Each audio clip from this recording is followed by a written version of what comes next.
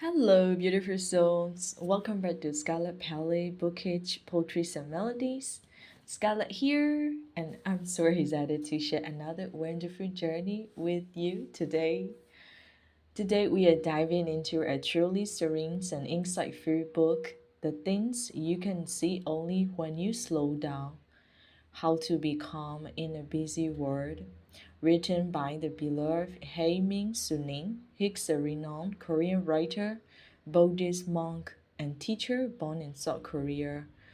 Haemin Sunim has gained international recognition for his writings on mindfulness, meditation, and finding inner peace.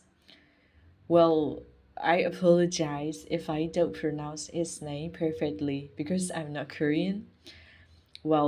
This book is a gentle reminder to slow down and find peace amidst the chaos of our daily lives.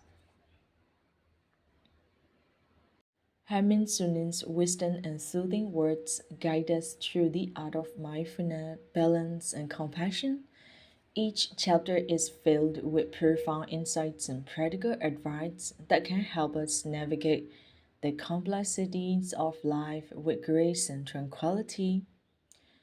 The book is divided into 8 chapters, each addressing different aspects of life and how mindfulness and slowing down can bring clarity and peace. Each chapter contains short passages of wisdom, practical advice, and beautiful illustrations.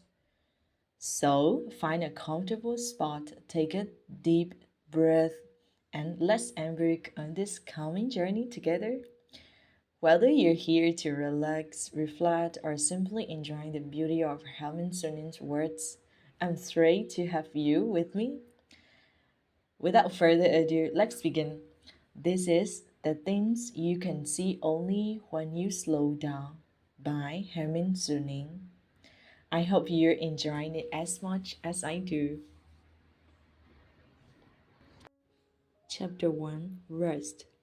Why am I so busy? When everything around me is moving so fast, I stop and ask, it is the world that's busy or it is my mind? We usually think of mind and word existing independently of each other. If someone asks where our mind is, most of us would point to either our head or our heart, but not to a tree or the sky. We perceive a clear boundary between what goes on inside our minds and what happens in the outside world. Compared to the vast world outside, the mind nestled inside the body can feel small, vulnerable, and sometimes powerless. According to the Buddhist teaching, however, the boundary between the mind and the world is actually thin, porous, and ultimately illusory.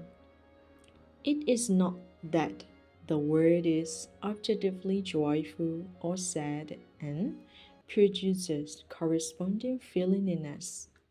Rather, feelings originate with the mind projecting its subjective experience onto the world. The world isn't inherently joyful or sad, it just is. Perhaps we can better understand this through a conversation I had with a dear friend of mine, a responsible and meticulous Buddhist. She recently oversaw the construction of a meditation hall in a temple. After relating the ordeal of obtaining various permits and finding the right contractor, among other things, she described the construction process in the following way.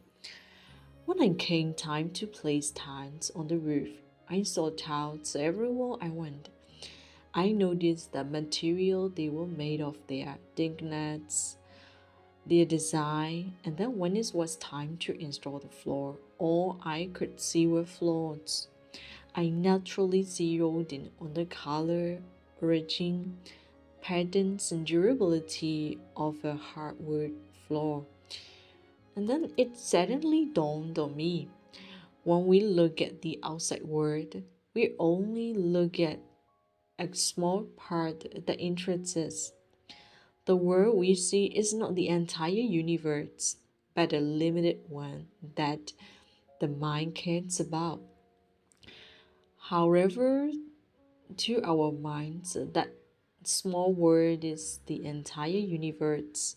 Our reality is not the infinitely stretching cosmos, but the small part we choose to focus on. Reality exists because our minds exist. Without the mind, there would be no universe. The more I reflected on this, the more her insight makes sense to me. The word comes to exist because we are aware of it. We cannot live in a reality of which we are unaware. The word depends on our minds in order to exist, just as our minds depend on the word as the subject of our awareness. Put differently, our mind's awareness can be said to bring the word into being. What our mind focuses on becomes our word. Seen this way, the mind does not seem so insignificant in relation to the world out there, does it? We neither can nor want to know every single thing that happens in the world. If we did, we would go crazy from the overload of information. If we look at the world through the lens of our mind, the way my friend did, we will readily notice what we are looking for, because our mind will focus on it. Given that the world we see through our mind's eye is limited, if we can train our mind and choose wisely well to focus, then we will be able to experience the world corresponding to the stage of our mind.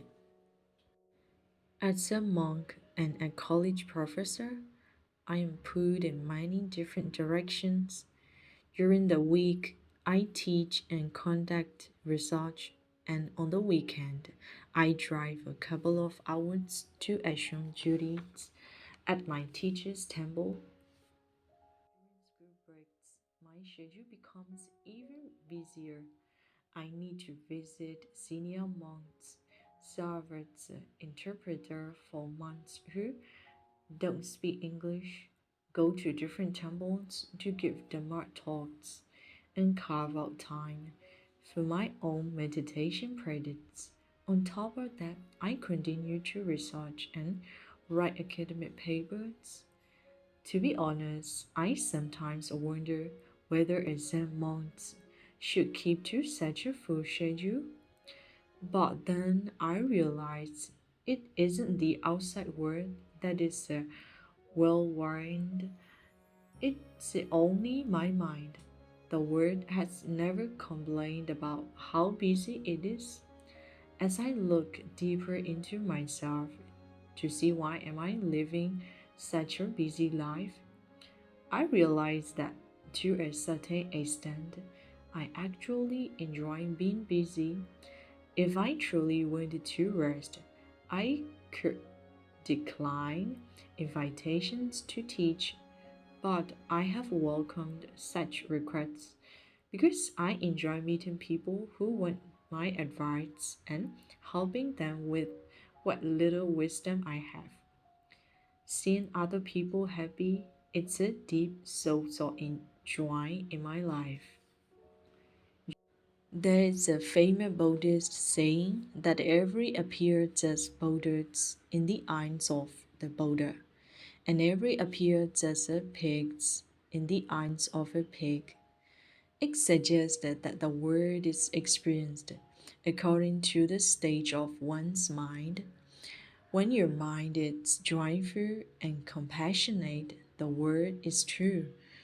When your mind is filled with negative thoughts, the world appears negative too. When you feel overwhelmed, busy, Remember that you're not powerless.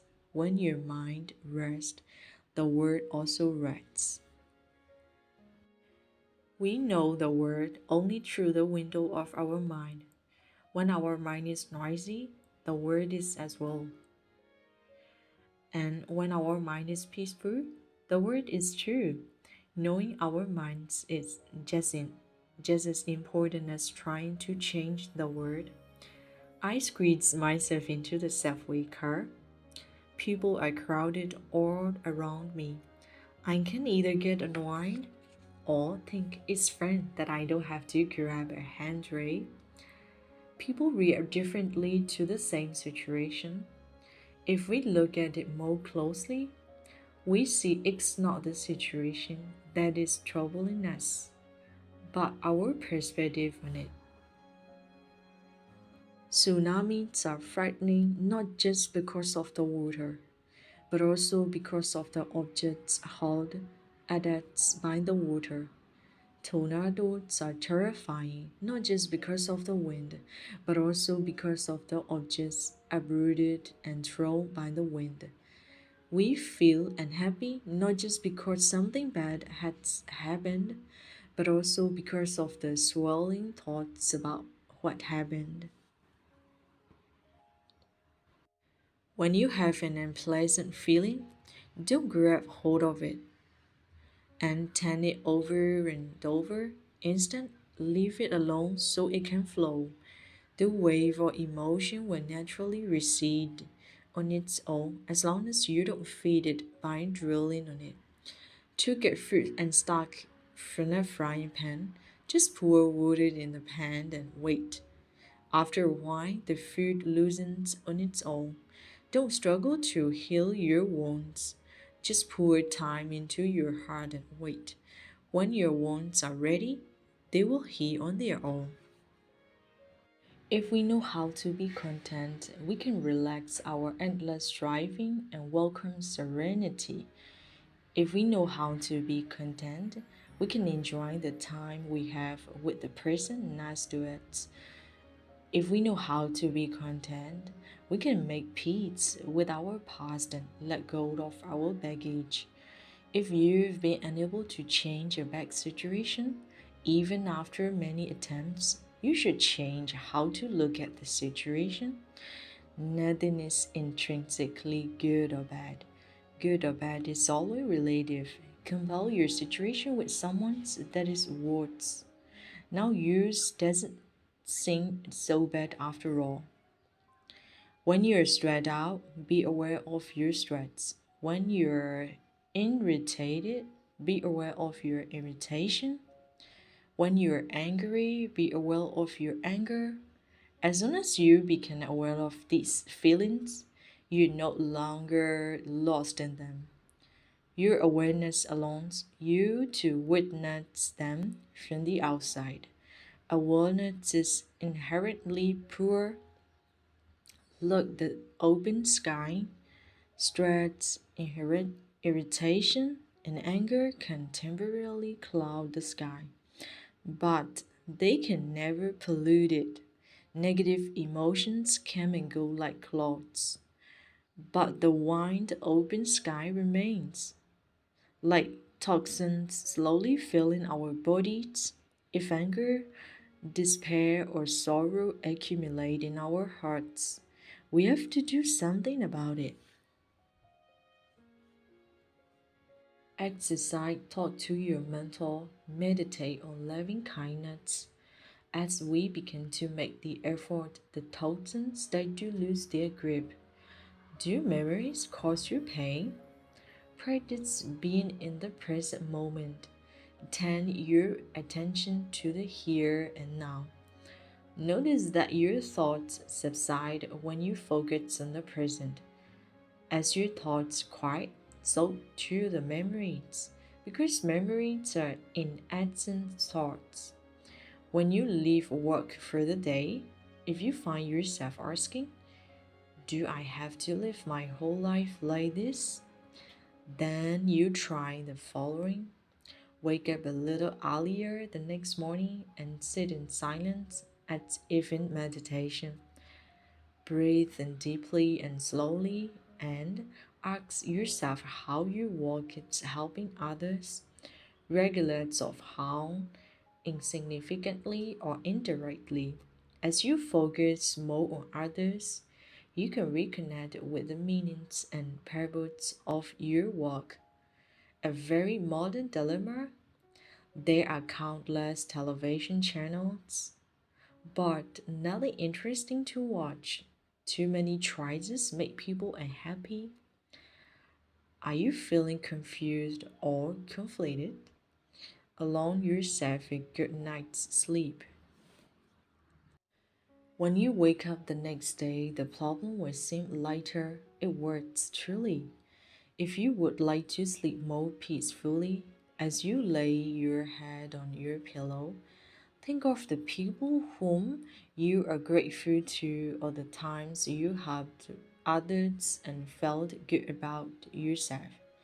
It will warm your heart, gifting you with more peaceful sleep. With love in our hearts, we find even the most mundane things sacred and beautiful. With love in our hearts, we become kinder and gentler even to complete strangers. Without love in our hearts, we find the world meaningless and random. Without love in our hearts, we become strangers even to our family and friends. When we are open to others, we dare to be vulnerable and honest. When we have goodwill toward others, we intend to be happy and connected. Close your eyes and take a deep breath and say, may our friends and acquaintances be loved and protective. With those words, you too will feel loved and protected. When we are comfortable with ourselves and have accepted ourselves wholly, others will find us approachable and will like us for who we are. I wish you could see my true nature beyond my bodies and labels. That's a river of tenderness and vulnerability. Beyond stereotypes and assumptions, there's a valley of openness and authenticity. Beyond memories and ego, there's the ocean of awareness and compassion. The whites do not fight the world in the most relaxed and playful manner. They simply embody the truth that they are one with it. Don't forget to like and subscribe my YouTube channel and Facebook page for regular updates and engaging content. Join me on this creative journey. Thank you so much for being here, and feel free to introduce yourself in the comment sections and share what you love about literature and music. Let's connect and inspire each other. See you soon and enjoy the content. Bye bye.